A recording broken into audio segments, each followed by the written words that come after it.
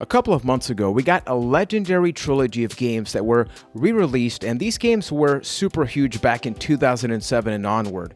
Because when talking about Mass Effect, I mean action RPGs. You go back to the history of BioWare, and it feels like when they finally landed here, it's a masterpiece of a trilogy, of a series that even when eventually we got to things like Andromeda, people were so disappointed, but it's because when you put it in context of just how significant Mass Effect is, the same way that people have tattoos of Mario, of Link, of Zelda, and all that stuff, people also love and worship Mass Effect. So now that we actually went back recently and played Mass Effect 1 as part of this trilogy, what do we think about it? We are going to be talking about that right now on another exciting edition of A Cast of the Past. And after we are done with this review, stay tuned to the very end, people, because we got some future of the podcast stuff. We got some serious stuff, people, that we got to talk about. So you definitely do not want to miss that with yours truly, Juan Velez. I am from Puerto Rico. And now,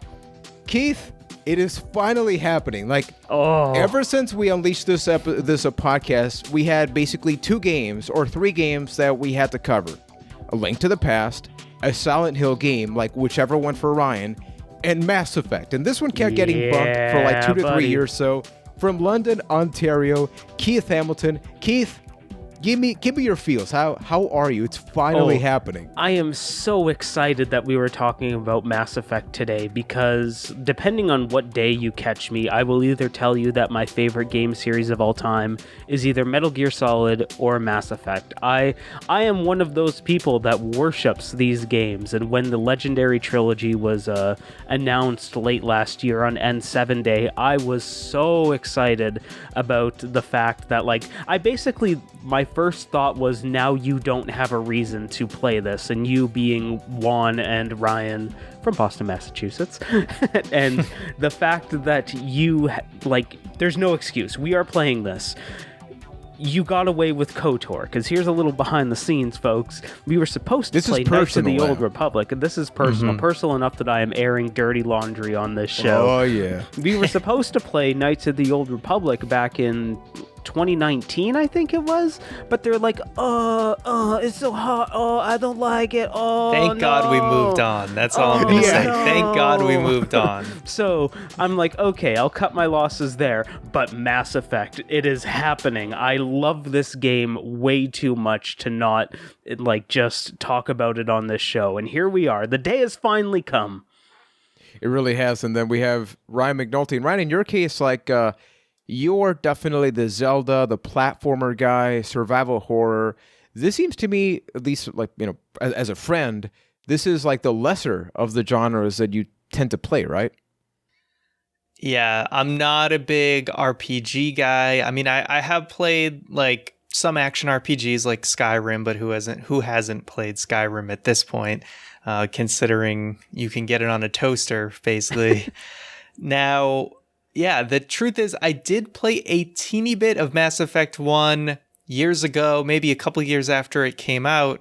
Me and my buddy Chris, we were playing maybe about the first 45 minutes of it, and then we just kind of moved on because, you know what?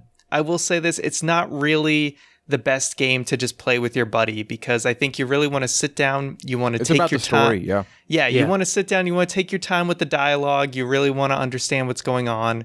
And when you're with your buddy and you're playing games, you kind of want to just get to the action. And the intro definitely lends itself to more world building and things like that. So that's why we kind of just said, oh, let's just play another game. And then I never went back to it. So yeah, it's definitely an area where I have a lot to catch up on, and I'm glad I was able to play this finally. And we do got to point out, this game, the first one that we'll be talking about, came out in 2007, and wow. Okay, so we got just a couple of games that year, like a Call of Duty 4, Modern Warfare, that was released around that time. We got BioShock 1, Portal, Team Fortress 2, Uncharted 1, Halo 3, Super Mario Galaxy. So, needless to say, Just a couple even games though nobody's ever heard of. exactly, it's like it's not. This one was not overshadowed by those, right? To be quite the contrary, this game excelled, and when Mass Effect 2 came out, people just could not wait for it. But just think about that, right? You got a Call of Duty, you got Valve over there, you got some PS3 exclusives, and this game, the first one, did not come out on the PlayStation 3, so that's even another challenge. It was an Xbox exclusive at first, and it didn't come to PS3 till way later. And I was just doing some quick research as you mentioned that, but I think one of the biggest compliments you can give Mass Effect is the fact that it came out like 2 weeks after Call of Duty 4, and people were still talking about it. It's insane to think about the fact that we got two of some of the biggest games ever in like a 2-week gap of each other. Exactly. And in your case, I'm super curious about this. The same way that Ryan loves Silent Hill and he can really share his passion for that. Why it's been over a decade, well over a decade since this first game came out. And even before the Legendary Edition was announced, like you kept telling us, this is a game that even if not for the podcast, in the case of Ryan, that didn't finish it, and in my case that I beat 2, but I didn't finish 1, you kept talking about it. What makes this game so special for you? For me, this is the game that just mastered storytelling, and they really build upon it in the subsequent games, but it's not just because before that you had your Oblivions and stuff like that as large RPGs. It was your story that you were going around, but this is the story of it's a preset story of Commander Shepard that you get to interject your choices into. And honestly, as much as I love Mass Effect, I didn't play it for a couple of years until after it came out because I didn't own an Xbox 360 at the time. I only had a PS3, I think, until 2009-ish. So then I just kept hearing about how great Mass Effect is and how great it is for people that loved Knights of the Old Republic, because it's kind of like BioWare made their own Star Wars game. It's like a mix between Star Wars and Star Trek, kind of, and just everybody raved about it. So I needed to check it out when I got my Xbox 360. I think it was one of the first games that I bought for it, and then was just immediately hooked for that reason. The fact that I've always been a bigger fan of predetermined stories, and the fact that you could interject your choices into it, and it's the little things. No wonder he likes wrestling. Yeah. Right. I mean, I've been watching it all my life. I imagine it is no accident here how those two connect in my head. But the fact that and then it just changes, and then your decisions matter in the game, and that's something that they really, really hyped up. That the fact that your decisions matter and what you do can affect the games that come after it. I thought that was such a novel concept. And something that I really liked is that, ironically enough, you talked about Knights of the Old Republic. I actually played Knights back when it first came out. I didn't finish it, but then I also played Jade Empire. And for a quick trip down memory lane, Knights of the Old Republic 2003, Jade Empire 2005, and Mass Effect 2007. And I do feel it's fascinating to look at the evolution of the development, that you wouldn't have Mass Effect were not for the other two games, because the whole decision-making, storytelling part of these games was in all of them.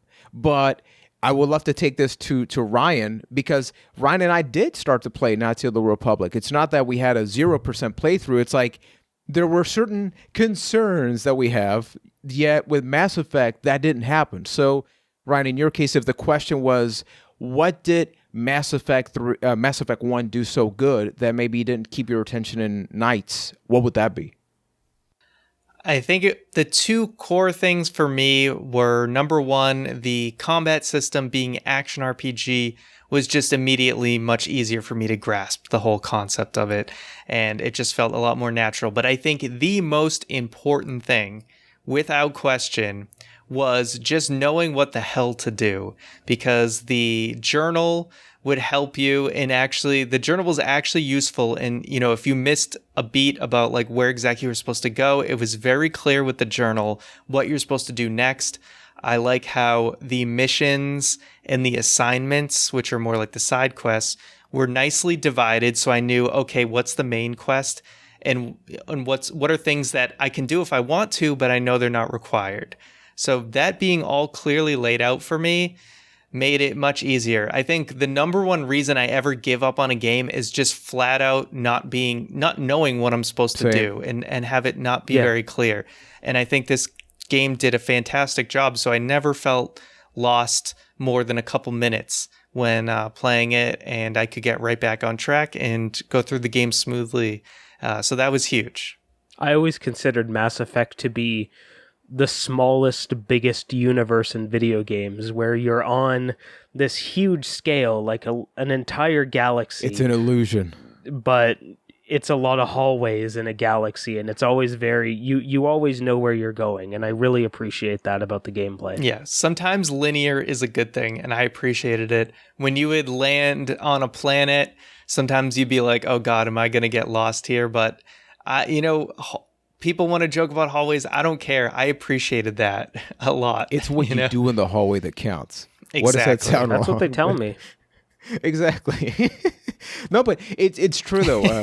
Before we keep going with that, I would love to do two quick things. First of all, Keith, if you could just summarize the story of Mass Effect, and then for context, the three of us did play the Legendary Edition, and that's a conversation in and of itself, because for so long, people said, okay, you got to play Mass Effect, but start maybe at 2, because 1 is maybe a little bit rough. Yet this one addressed a lot of things. But what is Mass Effect, Keith?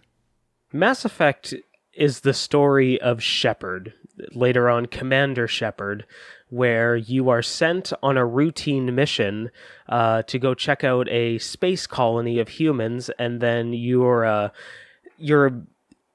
being tagged along by somebody because you're looking for like a space promotion, basically. You're looking to be like an elite space agent. And then things go awry, and you find out that another elite space agent is after you and doesn't want you to achieve your goals. And then that's like the most surface level version. Then things go crazy from there. Then we start involving things like giant world destroying monsters known as Reapers, and having to save planets and galaxies. It's just wonderful. It's honestly hard to explain at such like a high level, because number one, I because never it do also this. depends. It's always Ryan, and really I'm suffering for that right now. And then Putting you on the spot, yeah. This is Ryan makes it sound your easy. show. This is your wheelhouse today. You get to do the story. Well, what I did want I'm to say enjoying about just sitting back and letting Keith, okay, Keith, take the tag wheel. me in, Keith, tag me in, I'm tag me in. tagging you in. But before you say Okay. that, I want to say that I've always considered Mass Effect to be like the story of your Shepard, right? Because Yeah. even though you have the certain plot points that you need to hit to progress through the game, you do them in such like it opens up in a way that nobody's going to have the same two stories. Like in our first playthroughs, I imagine we all took separate paths and we all did things differently, and we all got different dialogue options. And even though we ended up in the same place story-wise, it's the journey that's just so great about Mass Effect. Now I'll tag you in. And that's what I wanted to say, because something that I really liked about this game, and for context, it's like I did play 2 first and then this one, right? So my questions were, how much do my decisions actually matter?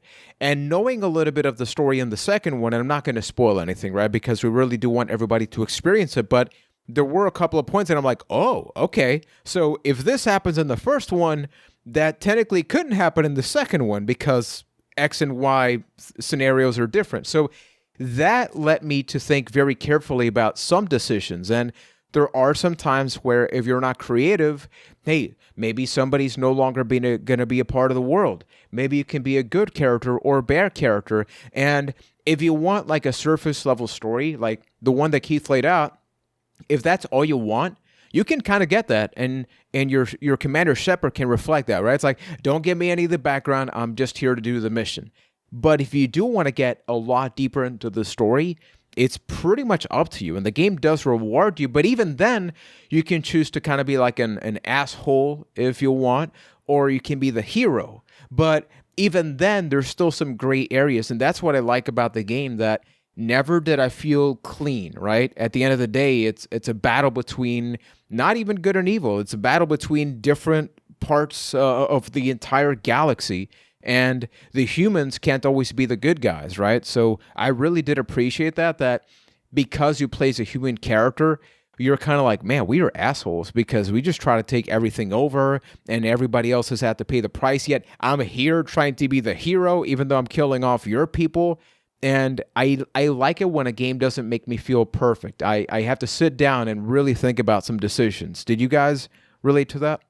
Oh yeah, there's a couple of times where you're just sitting there and going like, I guess I'm gonna choose this option, and then you feel stressed about it, you hit the button, and you see what happens. Yeah, I liked that, and I don't know, I didn't read anything about what decisions would do what. I just said, I want to go into this and just make the decisions that I would make.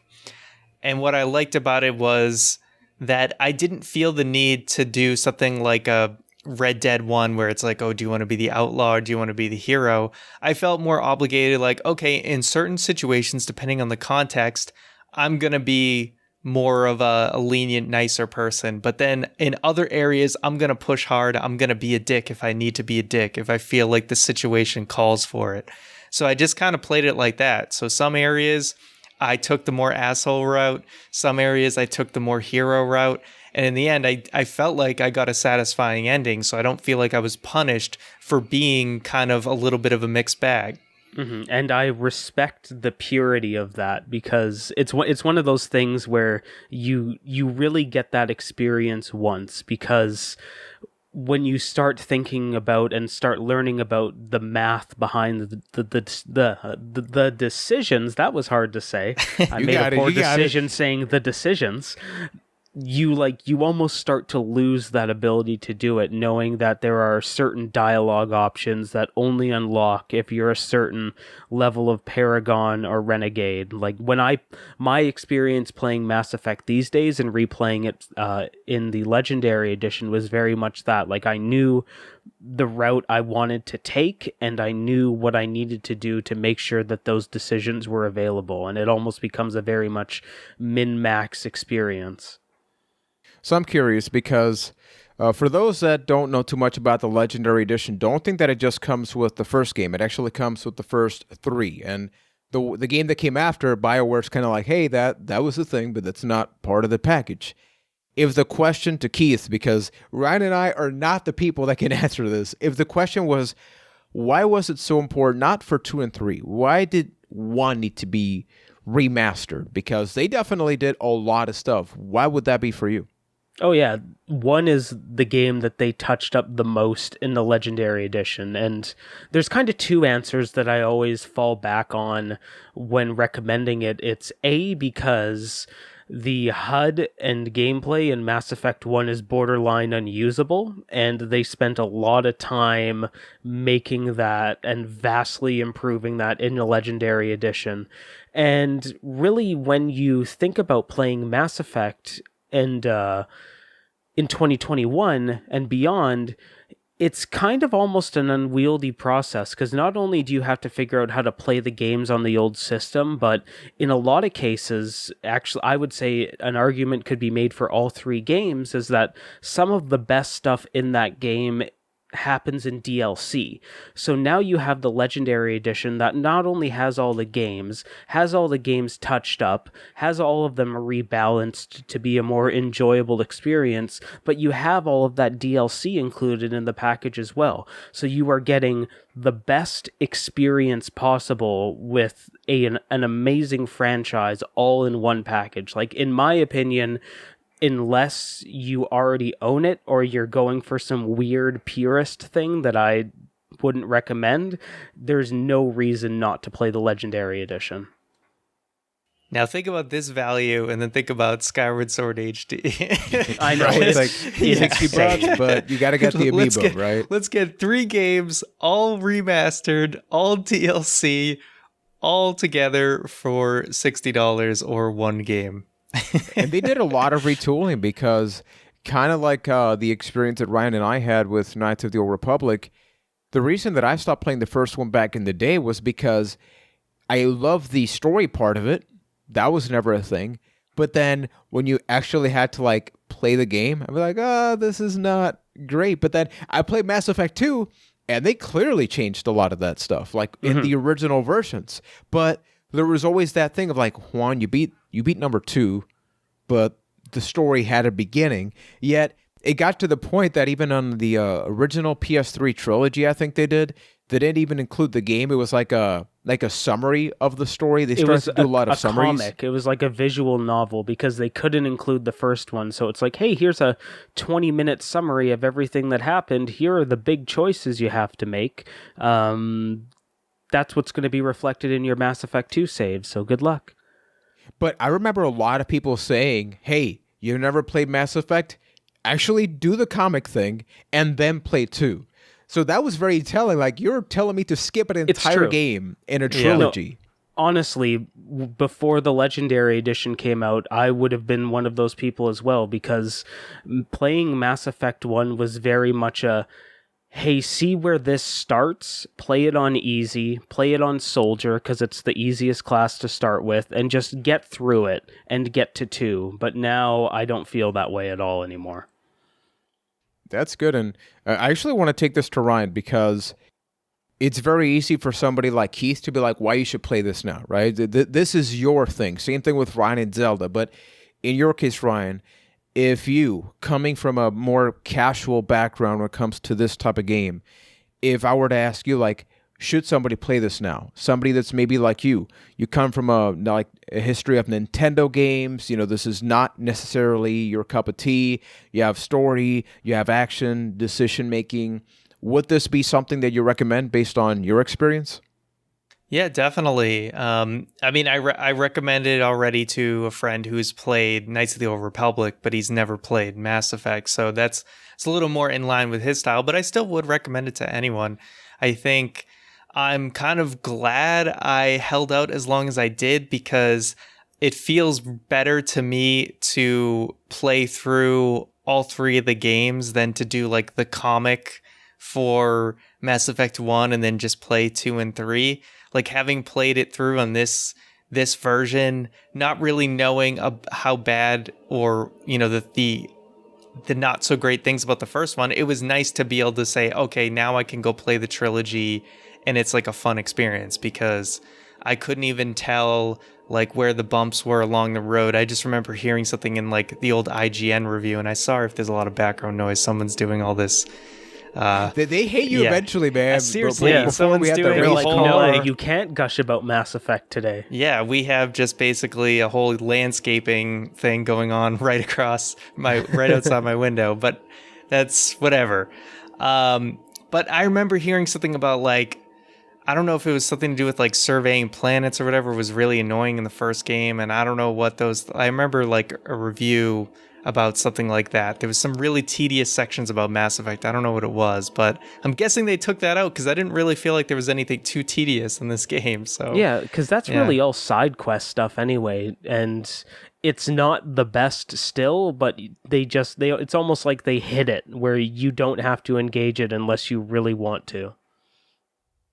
And this is something that usually we talk about the game specifically, but I do want to use the Legendary Edition as an example, because Ryan, you mentioned something great there. That's, you didn't really beat the first game back in the day, but you have the Legendary Edition. So hypothetically, the option is there if you just wanted to keep on going with 2 and 3, and you don't have to worry, kind of like how Keith said. I mean, yeah, we'll eventually talk about that, because otherwise Keith will punch us. I don't even know. I don't even know if I want to wait, honestly. I'd be like, willing Let me tell to keep playing. As somebody that played the entire trilogy, knowing he is just talking about Mass Effect 1 today, I think it's a great choice. We got to point that out. So the whole concept was, okay, guys, ME1, the number 1. Keith is like, I'm going to play all 3. No, yeah, exactly. What I did was I finished Mass Effect 1, and then I'm like, okay, main menu, click 2, here we go. So I got some other games to play just for like my other channel, but I actually do like already want to be like, okay, once I get that out of the way, I might actually just start 2, to be honest with you. Now, the question was, Ryan, what tempts you to be like, I gotta play the sequel? Is it the story, the game? Like, what about it persuaded you? Yeah, I feel like this game, and Keith already related it to Star Wars, but this very much felt like, A New Hope to me, where, okay, they neutralize the main threat at the end, but there's like the Empire, if you will, There's still the bigger exists. evil. It's still out there. There's some impending doom, sort of almost like a Game of Thrones, like long night is coming, kind of impending doom. So I kind of want to see it through. Plus, it's interesting to me that there came a point in my game where you had to choose between whether one of your squad members, you had to choose which squad member was going to live and which one is not going to make it. So it's interesting that obviously that character would not carry through to the next game. So that's kind of interesting to me, like what characters may not make it through the next game. So I'm very interested in that. Mm-hmm. And I think are we doing story spoilers? Or oh yeah, this is okay. At least we are just pointing it out. We are just pointing it out right now, people. We gonna get in that, not with the whole trilogy. Okay, we're not Keith. Yeah, we're focusing on the first game. Yes. Now, I never really made that connection, even though I did call it Star Wars-ish. But it is very New Hope-like, isn't it? Because you have the threat that you're chasing throughout the entire game, and then there hits a point where you realize, like, oh, he's not anywhere close to the main baddie. He's very much like there's actually this evil empire that you need to take care of. And I loved that moment, that big reveal on Vermeer. So yeah, maybe that's the core of why I love Mass Effect so much. What flipped the switch for me of like, oh, this is BioWare wanting to do Star Wars, but they couldn't do Star Wars, was you have your like Doomsday prologue, but then when you go to the space station and you go to an underground bar to meet someone, I'm like, didn't I just do this in KOTOR? I was like, and it's the same like circular bar or whatever, like with the round like whatever in the middle. I was like, I feel like I've done this before. I think what works in the game so good is it's kind of like what you both mentioned, that the game ends in a cliffhanger, but you want to know more because you do feel invested. Like that part in the game, like there are some parts where you know what decisions you're making, like they will have an impact. And the fact that you're playing this as a trilogy, something that they did a really good job is the little things, like the character you made in the first game does carry over to the other version. So you're not creating a Shepard 1, but then you're playing as another Shepard. Like you can do that hypothetically, right? But I love the fact that I think we've all played games that they go a different creative route in the sequel, but it's still the same character. It's like, oh, but I made a decision and you kind of just ignored it. Oh, that's because you didn't get the real ending. It's like, screw real endings. I want a ending that can carry forward. And that's very difficult to do, right? Because we're talking about so many lines of dialogue. In your case, Keith, like without spoiling, the three of us had different experiences. And I mean, we could sit here talking about this for hours, about the little things, like how much, just based on your knowledge of my experience, regardless of what you actually know was, how much of that matters into Mass Effect 2? It matters. So there's kind of two answers again. There's big scale and little scale stuff. And big scale stuff, it all kind of plays out the same, but it's just like different notes. Like there are the big decisions in the game vastly affect the games that go forward as far as if characters are going to be there or not. But at the same time, the little stuff, the little decisions that you make along the way, those like have significant impacts on the story going forward. Again, with character stuff, like there are key characters in Mass Effect 3 that might not be there after Mass Effect 1, and then entire storylines in the third game just don't exist because that character, something happened to that character in Mass Effect 1, or there's another character where you can just be like, no, I'm not interested in having you in my party. and then boom, they're they're just gone for the rest of the trilogy. You can never recruit them, and they're another key person in 3. It's significant that way, or even down to the side quests. Like, there are side quests that don't see their payoff until Mass Effect 2 or Mass Effect 3. Like, it's all those little things that really make up like the sum of its parts. You know what I really loved about it, and I don't know if there's any other game that's made me feel this way. So any game with a party system, right? So you have different people you can pick and choose. Usually, the same party that I would have for a fight, I would just take for the rest of the world. Like Final Fantasy VII, once I have my party, I'm not thinking, well, for this part of the game, I'm actually going to switch X for B. Yet in this game, if I would go to a planet, I'm like, oh, I gotta have this character with me, right? Because we've been talking about this, and it wouldn't make sense to bring this other person. And in the case of this game, even though there's like a large story, I found myself caring more about the little things, you know, the little dialogues that you see would happen that you're like, oh, if I had come to this planet without this character, this would have never been said because they're the only one that knew that. Like, did either of you, and I guess mainly in the case of Ryan, did you encounter yourself like thinking really hard about who you were paired with? A little bit. Usually I just took a balanced team. I would say maybe one tiny criticism is sometimes because you didn't really know what you were getting into with some of these planets, you kind of didn't know what team to take. So usually I'd go with like Rex and like Garrus because I felt like that's the holy trinity, baby. Yeah. I just felt like that was like the balanced team because they just covered all your bases basically. But sometimes if I felt like it was going to be combat heavy, I would take Ashley because she's straight combat.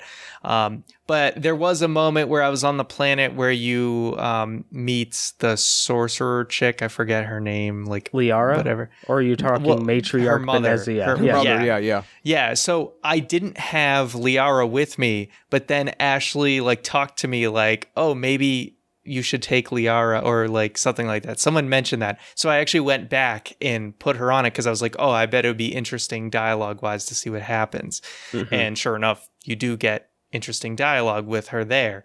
So the game kind of like hinted and that aspect. That was like the only time I felt like the game kind of told me like, hey, maybe you should bring this person. Yeah, and to your point, one that you made, I think that's where a lot of the reverence for the Mass Effect trilogy comes from, where the story is what it is, like it's a very good story, but it's the character moments that are just so strong in that game. Like the best part about Mass Effect, in my opinion, is your party and the ability to talk to all of those characters after the mission and learn more about them and see how they're going to interact during those missions, depending on who you bring along. Like, there's nobody in that game that I would say like, oh, that person is a bad party member. Like, they are not perfect characters and they all have their flaws, but there's nobody that I just go, I actively hate that person.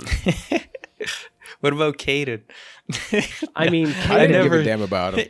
Kind of sucks. He is so vanilla. He's the most white bread of the characters, but even then, like, it's a thing of if you get to know him, if you take the time to talk about him, you find out that there's like this deep trauma about him being a biotic and how he was basically like tortured as a kid and then had to like break out of his. I never we gotta paid go him back. Yeah, might not be. I mean, You gotta bring him some donuts or something. Or even like what? I don't think I can do that. Because Too late. oh, R.I.P. Ryan's Caden. I said that son bitched out to die. Okay, did you hesitate or was it like, obviously you gotta go? I sent like obviously, you know, when you get to that mission, you pick who goes with that species or whatever. The thing that we're kind of skirting around is there's a big choice in the game, and I think this is like the choice in Mass Effect 1, where you're on one of the big planets, there's a bomb you have to set off, and then you have to choose to leave one of your squad members behind, and that person dies, and you have to choose between either Ashley or Caden. I had Keith choose for me because I was too coward to make my own choices. I'm just gonna say. Really? and you chose Caden. right, Ryan? Yeah, I chose Caden. Ryan chose to kill him. I chose to save him. I chose Caden to die. Yeah, you're a monster. See, are you sure about that? I think Shepard, based on what happened the next night, I think Shepard agreed with my decision. All right. Oh yeah. I understand how your Shepard plays. See, for context, I played as female Shepard, so that was not factored into the conversation. So my Shepard, I think, just went to a bar or something. I don't know. It was just normal. Mm-hmm. No sexy time. No sexy Exactly. time for your Shepard. No paramour achievement. And see, I always lean the other way. Like, I'm not going to disagree about Caden being a very vanilla character, but Ashley, for me, was one that I disliked the more that I talked to, and it's not because she's a bad character, but because her character's very impulsive. She's very impulsive and she's super racist.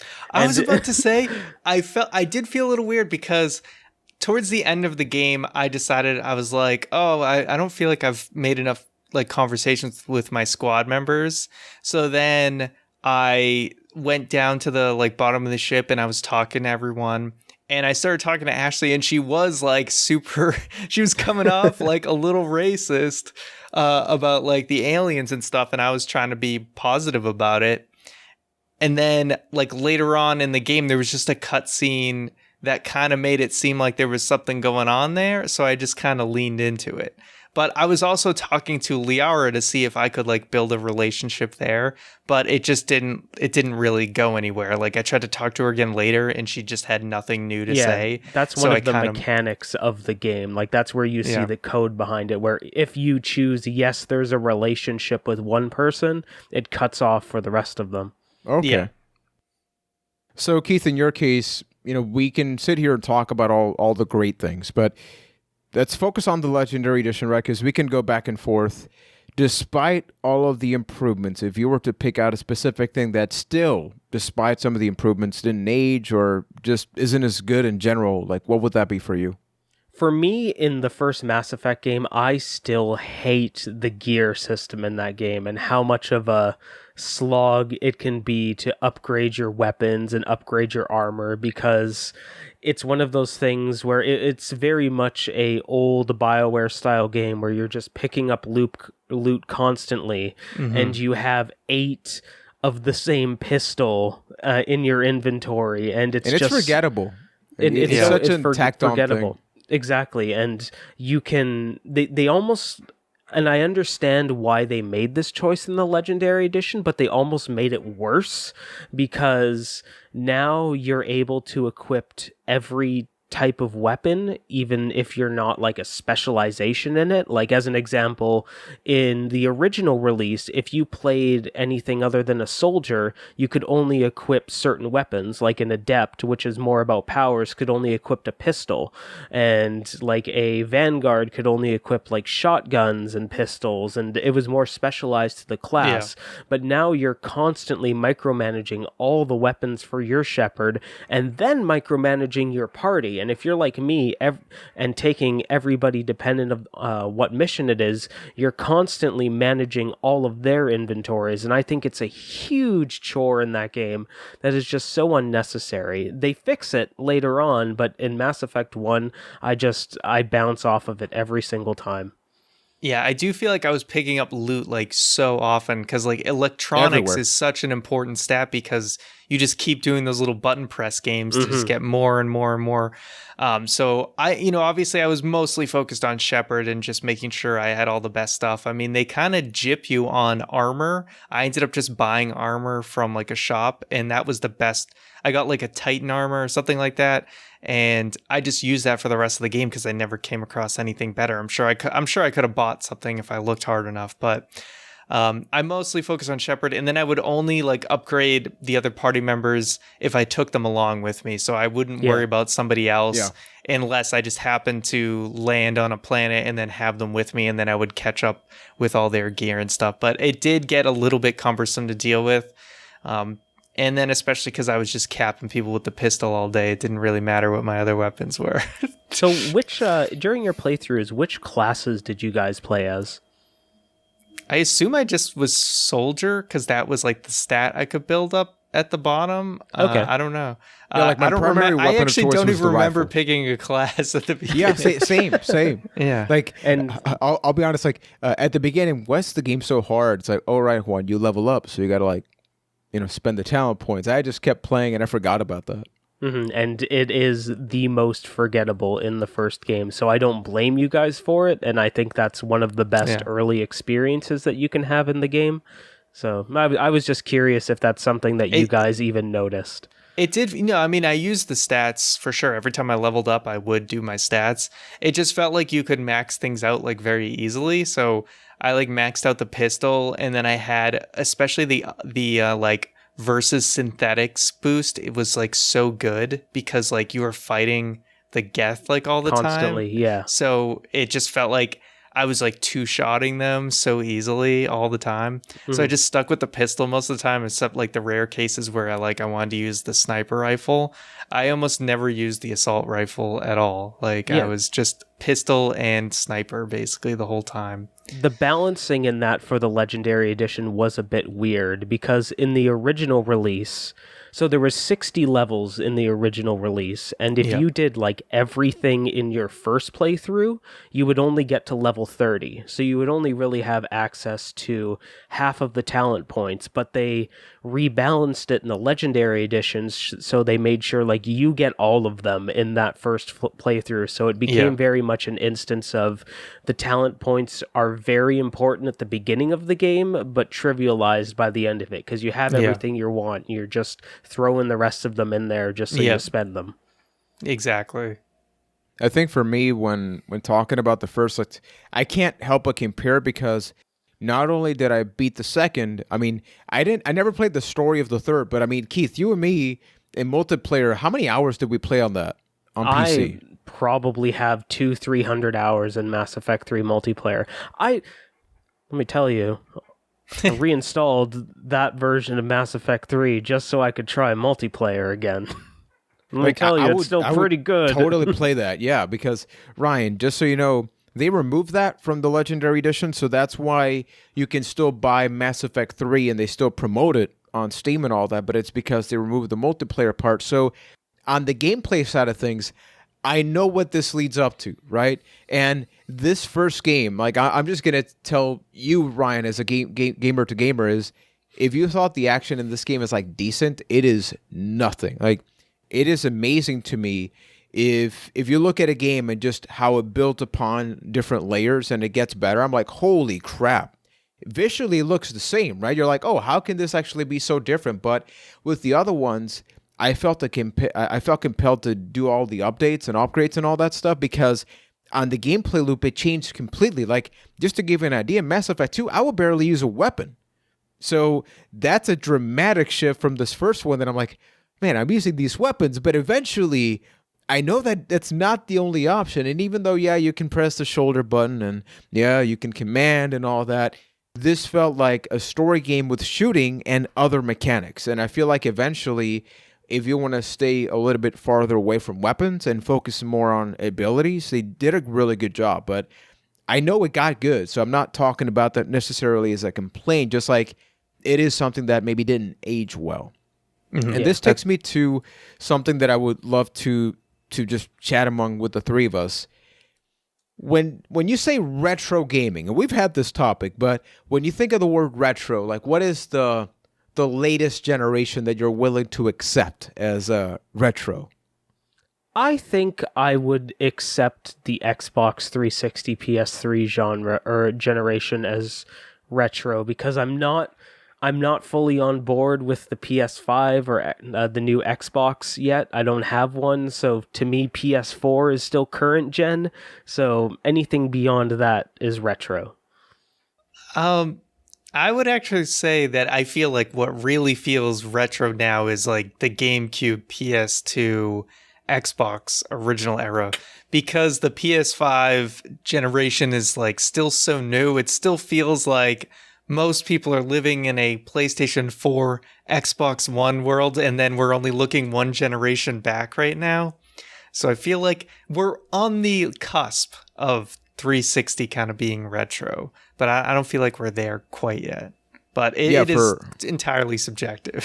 for me, I'm kind of on Ryan's boat, but then you look at a game like this, and yeah, it's a game that came out in HD, right? So it's always weird when you think of an HD game as old, but it's 2007.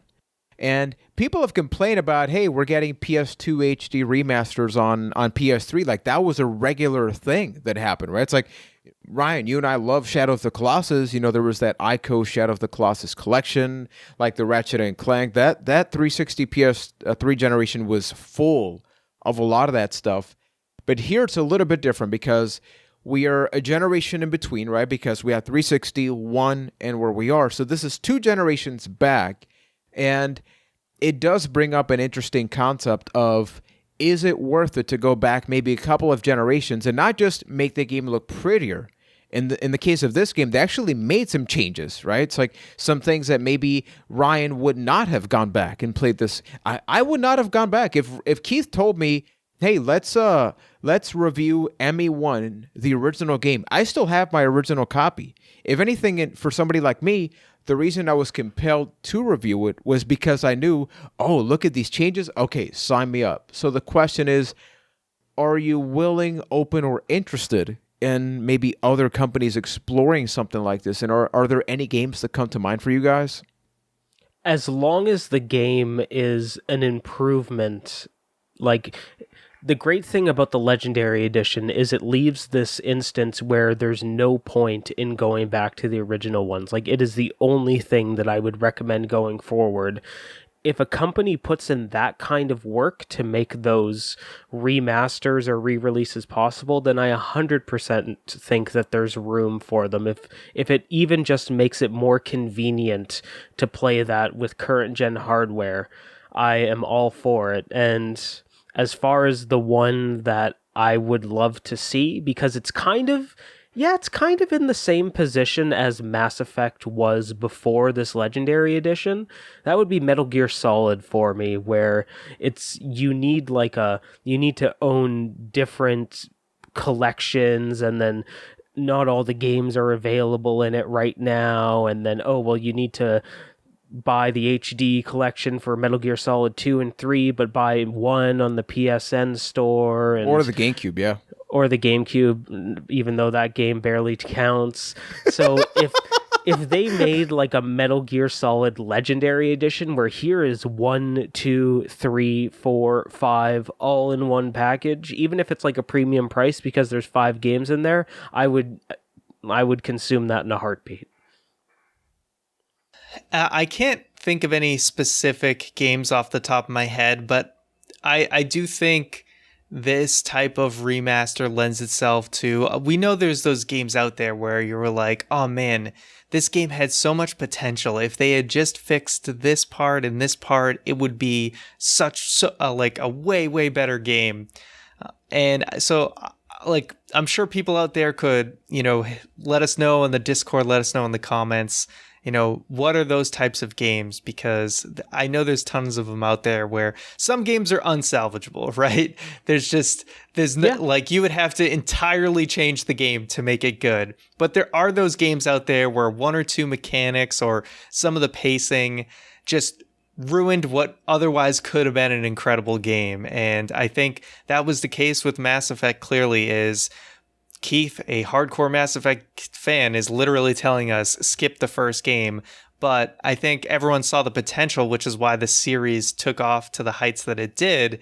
And finally, years later, they were able to clean it up and make it, for someone who's never played the games, to make it extremely playable, right? Where maybe it's a little bit harder for you guys because you know what Mass Effect 2 and 3 are like. But for me, just coming in fresh, this felt like there's really nothing wrong with this game. I'm just enjoying it. So, there is one thing wrong, and I just want to say it right now. Controlling that stupid vehicle was a goddamn nightmare. Oh, yeah. And it's so much better now. Yeah. The Mako. the fact that you're telling me is even worse. Holy shit. But I would say controlling the guns, like shooting the guns were really fun and really powerful, but actually trying to steer that damn vehicle was It's just so an bad. absolute nightmare. I've you hit never one little thing and the understood whole that. thing flips over. you know? I've never had issues with the Mako, and there are a lot of people out there that hate that thing, and I think it's valid. Does that get better? Does controlling that get any better? You don't have to worry about it. Yeah, what if I told you they got rid of the Mako? They just got going rid of it. forward? Okay. All right. You know what's That's funny good. though? I got stuck. Like when I say stuck, I mean I had to reload my game 3 times because of the Mako. 3 times I actually got stuck within the ground, and I'm like, "Come on! I already don't like you. Plus, you're glitching I almost me." got stuck. I was able to like use the boost to get out There's a little a rhythm to it. It's easy. You No, it just sucks, you go Keith. It forward, you sucks. boost, and then if there's any like angled terrain, you just hop over it with the jets, and then it's good. You don't run into any issues. It can But climb when you're mountains. flat upside down sometimes because you hit one little piece of You like hit every one rock. button. Yeah. Oh, it's freaking annoying though. But something that I wanted to say is, I mean, look at Dead Space, right? Dead Space recently they announced its remake, and it's like now it gets really confusing, right? Because this is not a remake; it's a remaster because it's still in essence the same game. You have, Shadow of the Colossus is always going to be the best example of like the PS2 original, PS3 HD, and then the PS4 remake. So the assets are just like completely new. They are different, but the gameplay is still largely the same, right? I am interested in seeing like how Dead Space is going to happen. Have either of you played Dead Space, the original? No. I've played 1 and 2, and I am very excited for that collection. Yeah, I love that first one, and I think, would you think Ryan would like it, knowing the type of games he likes? Ryan, you're not part of the conversation. I'm asking Keith about it. Do I own it? Did I get in that game collection? I feel like I need to look in my shelf and see if I own it. Okay. First world problems. We're talking about a game. Do I own it? Do I own it? Yeah, no kidding. I don't know if Ryan would like it, because if we're talking about the horror game scale of Resident Evil versus Silent Hill, it's very much on the Resident Evil side. I own 1 and 2. You're like, oh, look at that. Look at that. Seriously, though, it is interesting because Ryan... this just became a conversation about Ryan. It's the Ryan effect. McNulty, he's not into... Okay, seriously, though. I'll play He's it. from All right, there's your Boston, Mass. solution. Answer. Effect. I'll play it. All right. Okay. Well, we'll There have you to go. wait to see what happens, whether we talk about the original game or the remake at some point down the line. So, closing comments regarding Mass Effect. In your case, Keith. Before we get to the closing comments, I kind of want to do a checklist of your guys' playthrough to know. I was going to say, can we get to the the story choices, spoilers for Yeah. ahead? Oh, yeah, we can do Yeah. it. because there's some big stuff that happens in that game that has, don't read into this too much, because I'm going to throw a couple of curveballs in there of choices of things that may or may not have huge implications in the later series, but just to kind of see what you guys saw. Just bring in the up like game. the story beats and ask us like what we did in that scenario. All right, the Rachni, dead or alive? So here's what I did. At first I was like, purge these mother effers, right? So I did the purge, but then I saved that one, genius at the end. genius Yeah, one. the smart one, right? Yeah, exactly. Same thing. I actually felt like an asshole because I'm like, Yeah. oh, okay. I thought you were bad. And this actually goes back like to the original point that you're used to being good guy, bad guy. You're like, oh, you're actually kind of the asshole now. Yeah, exactly. So that's I guess we both did the same thing there. Mind control. Tally, did you get her as a party member? Yes, the robot looking chick. Yeah, the lady, the engineer lady that's purple. Yes, I did get her. This is okay. I got a thing that I'm concerned about because she was one of my main people in Mass Effect 2. Yet I don't know what happened where she's not in my party. I guess Well, you never met her. Guess you'll have. Yeah, it's totally possible. I love it because she's such an important part of the series. But you can totally miss Tally in Mass Effect 1, and Yeah, I she's just did. not there. But okay, Keith. All right, The question ripperoni. is, I don't like where this is going, but can I still get her? You're gonna have to play 2 to find out. All right. Ah, damn it! She's one of my favorites in 2. Did you punch a reporter in your game? I did not. No. Okay. I talked to, I think it was a female reporter, but then like the human people told me I like did well in the interview or whatever. Same. I revealed some information about that. I did punch another character though later. I didn't council. reveal too much, but Fair enough. I revealed everything. That's I didn't good give way a to shit. go. How are the council in your playthrough? I said screw the council. They were dicks to me anyway, so I said put all priority on attacking the ship.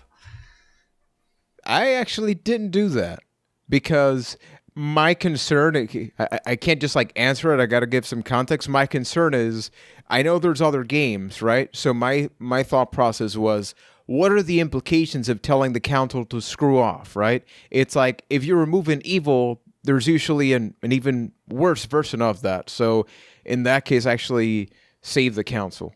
Okay. I felt like every time I talked to them and I was trying to be nice to them, they were always they dicks. sucked. They were always dicks to me, and I tried to be patient as possible. But then when the threat of the world was happening, or whatever, the threat of the space station, I said, let's put all priority towards taking down the ship. All right. But at the end, I changed the representative. You do have that option. I don't know if that's one of Keith's Oh, questions. which is my next question. Did you make Udina or Anderson the Dude, my human boy representative? Anderson. I gotta have my boy Anderson. I actually don't know a single person who makes Udina the rep because Who would? Yeah. The guy is an asshole the whole time. Yeah. Why would you choose that? Yeah, and I thought Anderson died because I sent, like, he just, like, passed the guard and then he got shot, like, trying to push the button so that we could take off. I didn't get that part. I had him go into the office. Oh, yeah, no, I had him just try to sneak past security. You missed the scene. It's like he literally just punches the guy into the office. It's just so simple because I thought it was going to be very elaborate cussing. Just he's in his office. He's like, okay, punch. Here we go. Here's the code. Escape. Like, not elaborate at all. I loved it. All right, I've got 2 more and then a question to follow up. Yep. At the end of the game, you're at the council area. Saren pops up. How many times did you fight Saren? So I fought Saren I only technically fought him once because I fought him on what is the Vermeer planet Vermeer? or whatever? Yeah, I fought him there, and then I encountered him again at the like button or whatever that thing. But I convinced him to basically shoot himself in the head. He actually got that. Did. Oh. Yeah. And then you do like you fight the Sovereign as like zombie Saren or whatever. Yeah. Well, so you were a lot like- nicer in your run. Yeah. I got enough. I think I got enough of the blue text that I could basically get him to just shoot himself. So did I avoid a whole boss fight by doing that? Yep. You did. Because Nice. you fought him twice. You hinted at there. Yeah, exactly. Because then he kind of like transforms into like this weird beast. But I saw the options grayed out. I'm like, I wanted to have that option. So yeah. Yeah, You that's got kind of the like interesting the big, ending. That's the big dialogue check in that game. Like that's the one where the math comes in the most, because if you either have enough of the Paragon bar or the Renegade bar filled out and you have all of those points unlocked, then that's when you have, or I mean like the skill points unlocked in the dialogue stuff, that's when you have access to that game or into that option in the game. Is the Renegade option also he shoots himself? Yeah, or- but it's more of like a you're a dick, you screwed this up, and he's like, yeah, I did, and then just shoots himself in the head. Damn. And it's something that was a lot harder in the original release, and they kind of streamlined it by giving you access to all those points. But I'm happy that they did, because in my opinion, that's one of the coolest things you can do in a game. Just convince the final boss like you suck, and he's like, yeah. That has to be the speed run route. 100%. And then finally, maybe the most important decision in the game, because it feels bad if you don't get the option. Talk to me about Erdnot Rex. Oh, okay. So I gotta be real here. Rex was one of my favorite party members in Mass Effect 2. So when I got to the part where a decision had to be made because I hadn't put enough points into the dialogue tree, the only choices were, Rex gonna die. I legit went back to a much older save and grinded the hell just so I could actually get the option to save him, because to me, it's like, I can't negotiate that. He's got to stay alive. So I was able to persuade him, but the first time he did die. Oh, I was able to convince him, no problem. So I think I must have taken a pretty heavy Paragon route then, because that's what I'm thinking. Yeah, I was using that blue dialogue to keep him on our side. So I got my boy. He was one of my boys. I couldn't let him down. Mm-hmm. You know, it just feels so bad to shoot him. I think you made the right decision, Juan. Nice. And Plus, finally, it's the way that it happened. Go ahead. To save him. That's right. Never mind. You did save him. Yeah. So fine, and then let's end with a bonus question. You had me explain the story at the beginning of the episode. As people that have only played one, and mostly Ryan on this one, what can you tell me about the Reapers? So they were this machine-like race that wiped out the Protheans, right? Which were like some former advanced civilization that started the whole council, right? And that whole spaceship thing that you're on, if I'm not mistaken. Okay. There's no wrong answer here. Yeah. Just keep going. This is basically what I think I understand. So they're just like this machine race that thinks they're like superior, and they somehow disappeared, and there's some sort of cycle. They're like cicadas or something. They're just they come back in a swarm again, and then they disappear. So basically that's what I understand. So that one that Saren was working with, he was afraid he was going to basically be wiped out if he didn't help them, so he helped them. But then, we were able to take care of Sovereign, but we know they're still going to come back, and it's still a threat that we have to be dealt with. So that's what I understand. And it's kind of this thing that they kind of make reference to the fact that they know what's going to happen, right? Because in one part, Shepard's like, if you're such a big deal, how come most people don't know about you? And it's kind of like by design, right? A lot of the dialogue is, hey, Sarah and everybody else is kind of like the pawns. Like, those are the ones that you see. You're not really supposed to get to us. It's like the context that I kept getting from that. And I do think it's super cool that you as Shepard, it's how do you manage your emotions when you're going up against the council and nobody's believing you, even though you as a character, you're having these conversations, right, with with all the characters. And I really enjoyed that, because you get upset about it and you want to have that reflect, right? You don't just want to be like super nice all the time, especially when you know you're right. Yeah. So all Keith, right. Did your character have sexy time with anyone? I did. With who? Me and Liara had some sexy time. I had a feeling. Liara is my favorite of the romance options throughout the trilogy. Is there only two in this game? Is it either Ashley or Liara in this one? For male Shepard, yes. For female Shepard, what can she do? Is it just Kaidan? I think it's just Kaidan. I can't... Yeah, I think that's right. I think it's just Kaidan in Mass Effect 1, and then in 2 they include the option with Garrus in there as well. I'm trying to remember if you gotta play the sequel. I want to get me some of that. All right, let's start Mass Effect 2 right now. I just can't remember if Garrus was an option in 1 or not, but I know he is in 2. What about Garrus? Rex? Is my boy. No. Rex is too much Krogan for any Shepard. Does he go into his white shield mode or whatever? After he finishes, he recharges in the white shield mode. I will say, I think is it Turian? Is that what they're called? Turians, like Turians. Yeah, that's what they're called. I think those are the coolest designed like creatures or aliens or whatever in the Mass Effect. Like so far that I've seen, like in the whole, world building or whatever, I really like their design. I think they're a really like cool looking creature that they made for Mass Effect. So I agree.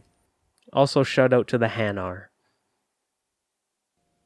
what are those? Are those the or is it no, sorry, I always get them mixed up. Hold on, I'm gonna actually Google it, because there's one race, I actually think it's the L Corps that I met, where they're the ones that exclaim their emotion before they talk, and they go like, genuinely excited, hello human, how are you today? Oh, those are like the skinny ones? Questioning, how are you? No, they're the big lumbering ones. Oh. I don't think I interacted with them. Yeah. Okay. Yeah. I might have missed it. There's a couple I didn't do many. I only did like a couple side quests on like Pharos, and then I stuck to the main mission, and then it was kind of like I realized it was a little too late to go back and do other side stuff. So I'll make that more of a priority in 2 for sure. Yeah, but overall, super happy at the fact that we finally got to talk about one of Keith's favorite games of all time. And yeah, eventually we may be talking about Mass Effect 2, but everybody, you can head over to the Discord at castofthepast.com/Discord and share your experiences, like what you think about Mass Effect. Hey, thanks for checking out the video. If you liked it, please consider subscribing, and we are also available on podcast feeds, so search the name, click on the Sword and Stone, and enjoy a brand new episode every single Sunday.